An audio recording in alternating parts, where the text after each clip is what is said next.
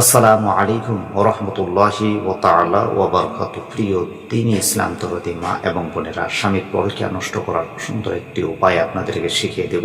যে সকল মা বোনেরা অশান্তির মধ্যে রয়েছেন, সংসারকে নিয়ে স্বামী পরকীয়ায় লিপ্ত হয়েছে, স্বামী আপনার খবর রাখে না, স্বামীর সন্তানের খবর রাখতেছে না, এমন স্বামীকে ঠিক করার জন্য, এমন স্বামীকে সোজা করার জন্য, এমন স্বামীকে সঠিক রাস্তায় নিয়ে আসার জন্য, এই শয়তানের হাত থেকে তাকে বাঁচানোর জন্য আল্লাহর পাকের কোরআন কারিমের থেকে সূরা মুমিনের থেকে 97-98 যদি এই আয়াতটি আপনি 3 বার পড়তে পারেন, অবশ্যই ইনশাল্লাহ আপনার কাজ হয়ে যাবে, স্বামী ভালো হয়ে যাবে, স্বামী পরকীয়া ছাড়তে বাধ্য হবে, স্বামীর পরকীয়ার ভূত নষ্ট হয়ে যাবে।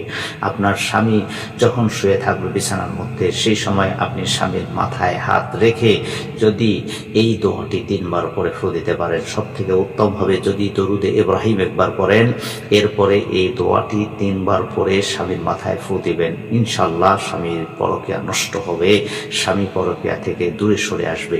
এছাড়াও যদি এই দোয়াটি এক গ্লাস সুন্দর পরিষ্কার পানি, যে পানি পান করা যাবে, এই পানিতে এই দোয়াটি পড়ে যদি আপনি ফু দিতে পারেন, ইনশাল্লাহ এতেও আপনার কাজ হয়ে যাবে। দোয়াটি হলো এই, বিসমিল্লাহির রহমানির রহিম।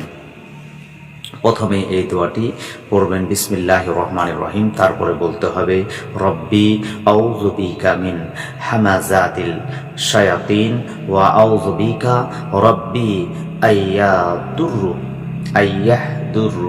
এই দোয়াটি 3 বার পড়বেন, ইনশাল্লাহ অবশ্যই স্বামীর পরকীয়া নষ্ট হয়ে যাবে।